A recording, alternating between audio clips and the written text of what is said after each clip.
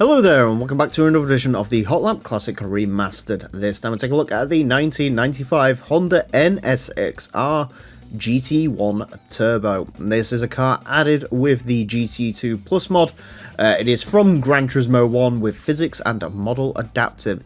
I believe, off the top of my head, this is the Honda Special model in Gran Turismo 1, while as the LMGT2 NSX-R, which we had go around, I think it was one of the very first cars to go around that, is the special model from the Japanese version of the game, I want to say. That's the Team Kunimitsu car.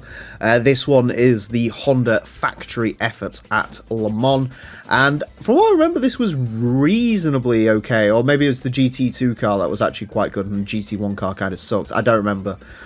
It's hard to remember because basically every Japanese manufacturer and its dog tried to have a go at Le Mans at one point, and they were successful not.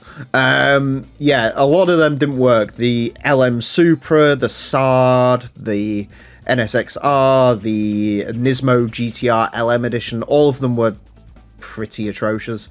So it's hard to remember which one did what and how well it actually did, but this one's here.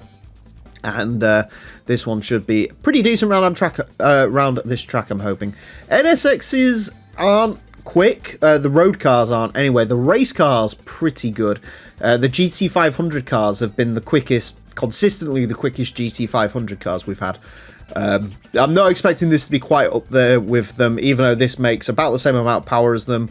I think this is slightly heavier, and ultimately the GT500 cars are a little bit more sort of race prepared with downforce and stuff, whereas this is more for straight line speed. So we'll see. I've got a couple of cars earmarked that this might be able to go up against, but we will see. Mid-engine rear-wheel drive, 619 horsepower, 1,050 kilos. This car is going to get 6 laps of the Motorsports Land track in order to set the best time it possibly can. Our current leader is the Suzuki Cultus Pikes Peak version. That car set a time of a 26.540. The NSX-R GT1 Turbo unlikely to beat that. Now, interestingly, I believe this is the only NSX in the game that is turbocharged, I want to say.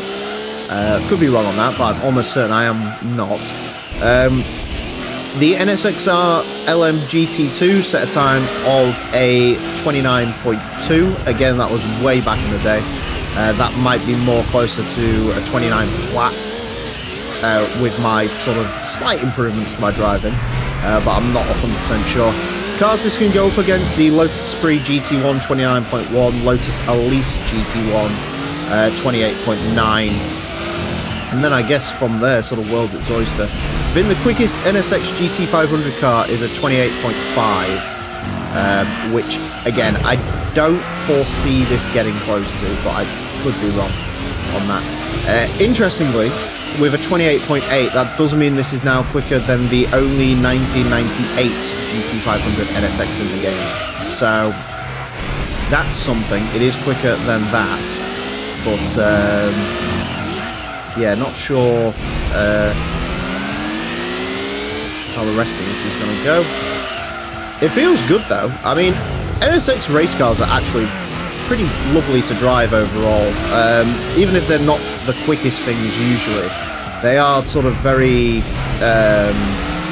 solid driving cars. You can feel a lot of the NSX neutral handling in them, which is good. The NSX is a pretty good base to build the car off of, but they often sort of just lack the torque, whereas this, with its turbocharger, makes it a little bit more viable for low-speed tracks such as this one, which is good. And again, I think the NSX GT500, that isn't turbocharged, but it's all just raw power in that car. The raw natural aspiration power of that just sort of gets it round. And the fact that it handles pretty bob-on, unlike most of a lot of the GT500 cars just waste their time spinning tyres. The GT500 NSX, while it is a bit trickier to drive, I think, for most people, overall, I think it makes for a better driving experience once you get on top of that car.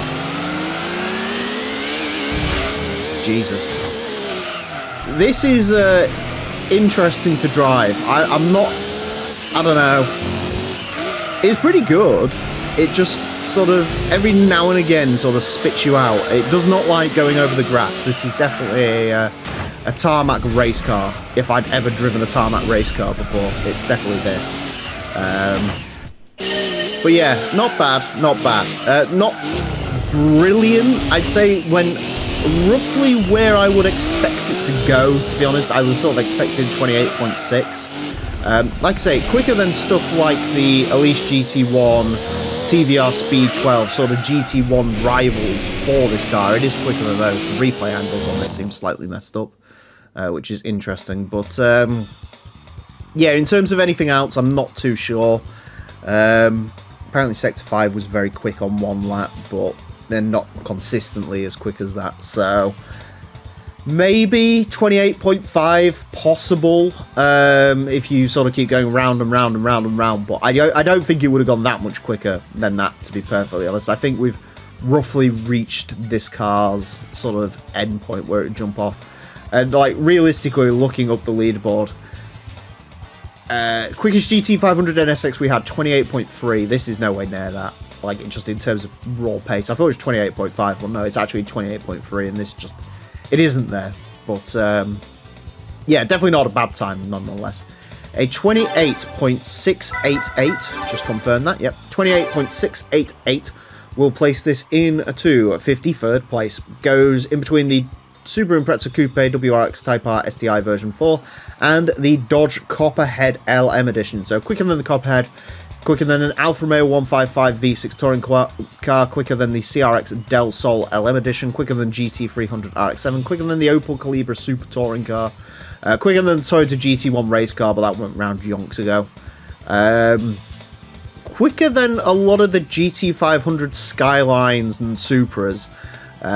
Like I say, it's just sort of those NSX race cars are just so much better, the GT500 cars. And it can't really hold a candle to those, or the 300ZX GT500, or especially the STP Viper. But no, good car, good time. I think, I want to say, that is the quickest of all of the GT1 special models that we've had go around that are imported from that game into Plus. I think that's the quickest of all of them, but yeah, that's a weird category to try and sort of nail down. But yeah, not a bad car, definitely. It's worth considering. If you're going to drive this like a normal race car, I can see like something like Red Rock Valley, this would be really, really quick at. But yeah, just a little bit outclassed by the GT500 cars on this occasion. Anyways, that's it for this episode. Thank you all very much for watching. Join me next time when I'll be driving something completely different. Until then, farewell.